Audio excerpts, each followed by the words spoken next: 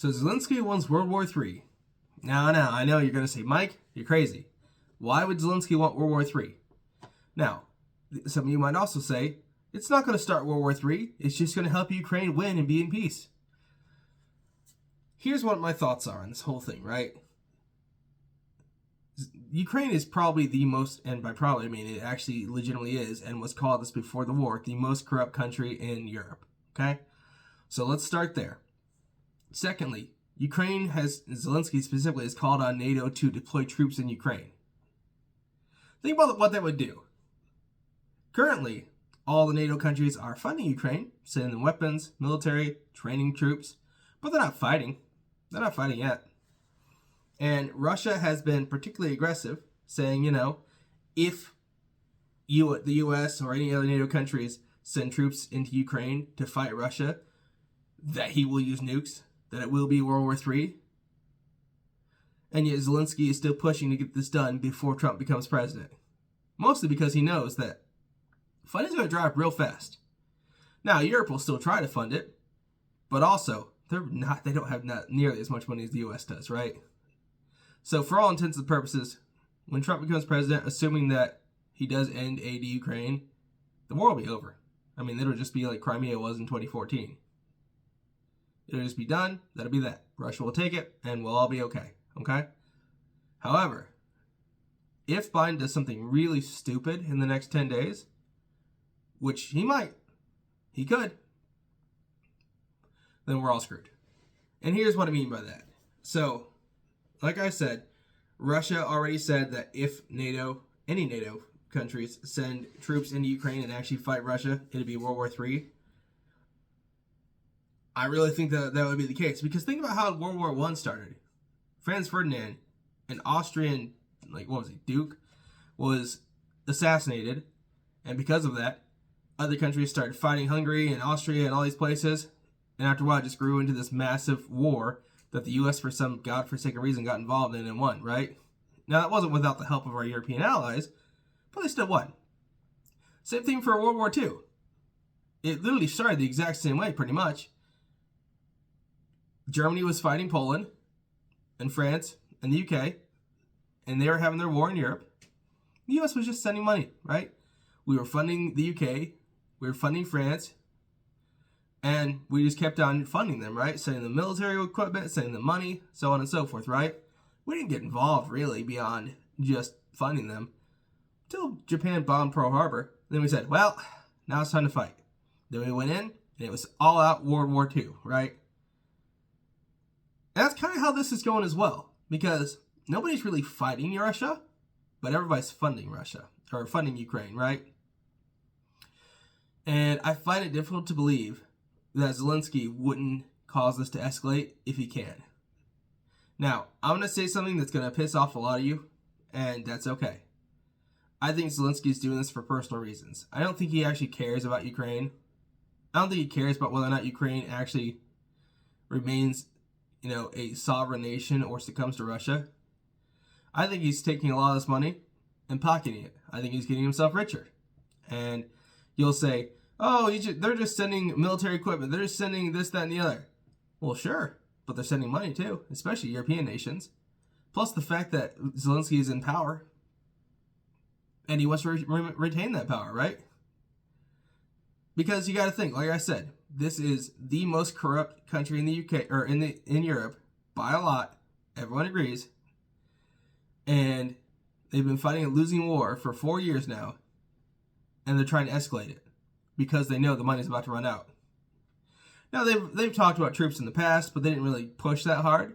Now they're pushing because they know that Trump does not want to do this. He does not want this war.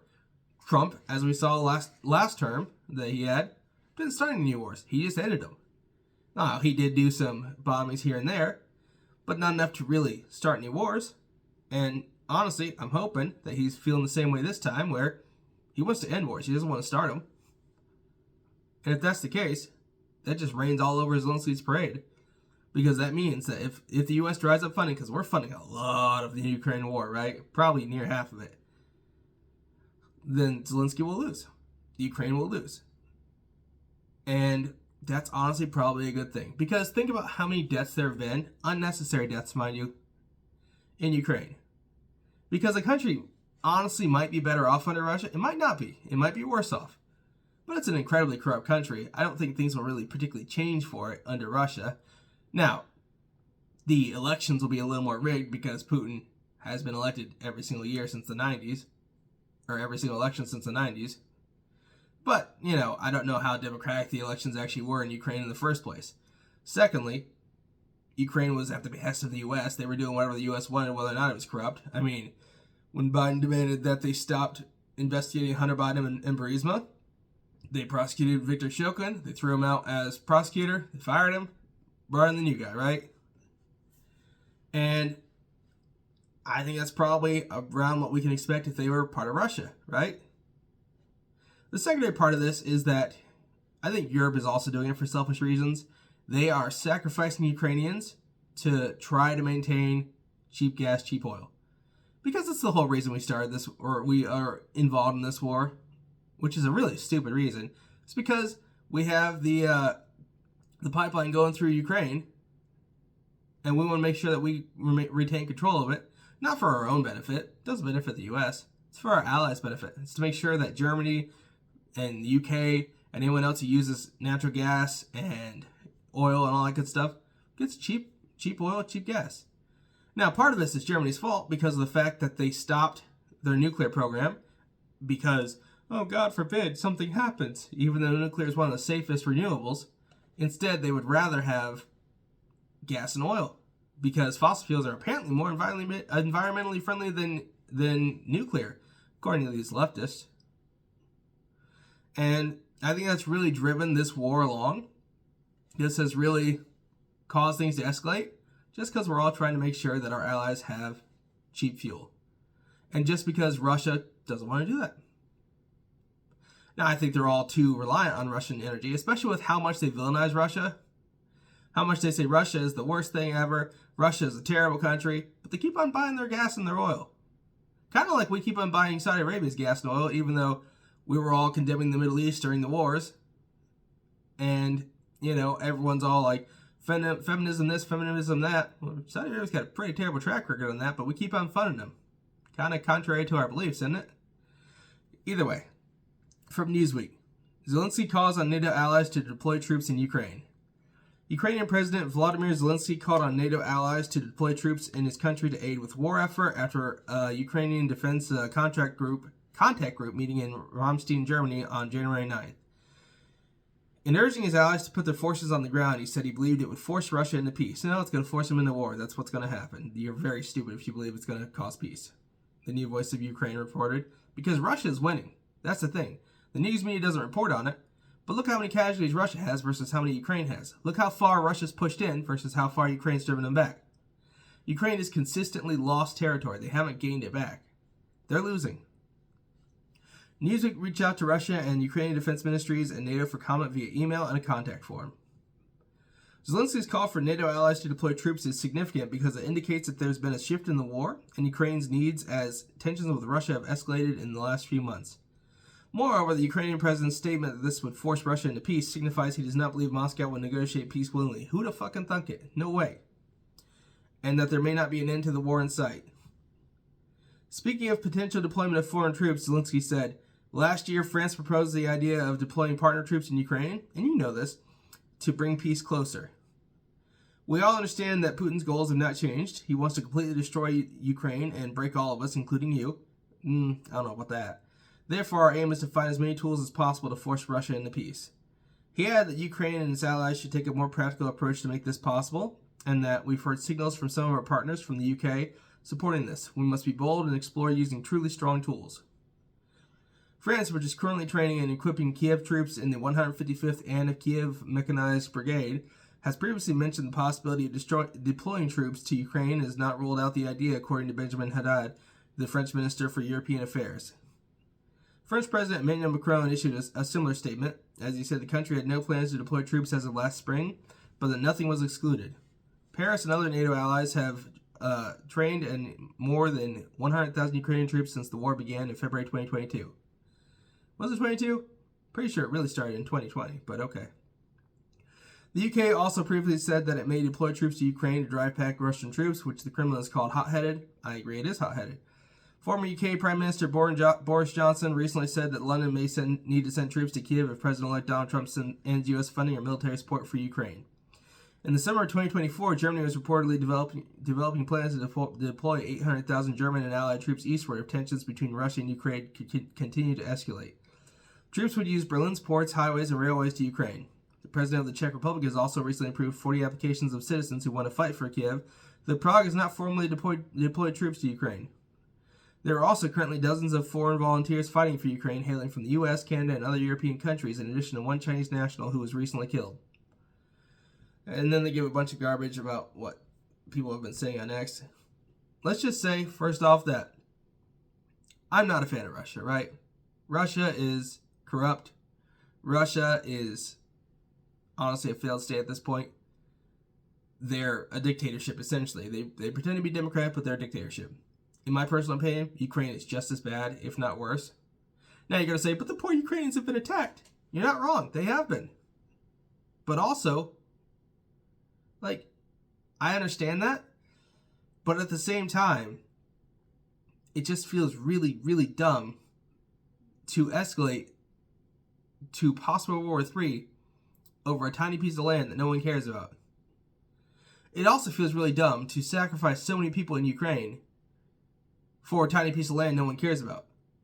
Because if the U.S. hadn't funded this, if Europe hadn't funded this, Ukraine would have rolled over. It would have been fine. Because the U.S. spearheaded this whole thing. If we weren't funding the Ukraine, if we weren't funding this war, so many less people would have died. No one would have said anything. No one would have complained. It would have been like Crimea, where no one really got all that badly killed. No one really funded it all that much. Russia just kind of took it over, and that was that, right? Would have been the same thing for the whole country. Now, people will say, oh, but Russia will keep expanding westward. Russia will keep on taking over other pieces. Maybe, maybe not. My thoughts are Russia wants to rebuild the USSR, the Soviet Republic, and that might be true. But also, that's a lot of nations that no one actually cares about, so there's that. Now, I know that sounds really, really crass, really, really mean, and it kind of is, but also, I'm taking the more utilitarian approach in that I think it's better for these countries to lose their sovereignty and be under Russia than it is for us to go to World War III. Because World War III is more than likely certain death. You know, Albert Einstein said, I know not what weapons will be used to fight World War III, but World War IV will be fought with sticks and stones. And that is absolutely correct. I think it's more important to avoid World War III than it is to protect Ukraine, than it is to protect any of the other former USSR countries, you know, the Czech Republic, you know, I believe Georgia was part of it, Estonia may have been part of it, Yugoslavia, which doesn't exist anymore, is part of it, and so on and so forth, right? And honestly, I know people are afraid that Russia will be powerful then, but Russia's nowhere near U.S. power. So why are we concerned about this? I think it's just political belly aching. I think it's just politicians trying to stoke war, trying to line their own pockets, sacrificing Ukrainians, because that's the other part here, right? No one else is really fighting. Now, there are some, like they said, some freedom fighters from different countries who aren't affiliated with the military. They might be veterans, they might be mercenaries, but they're not actually, you know, military troops from those countries that are fighting.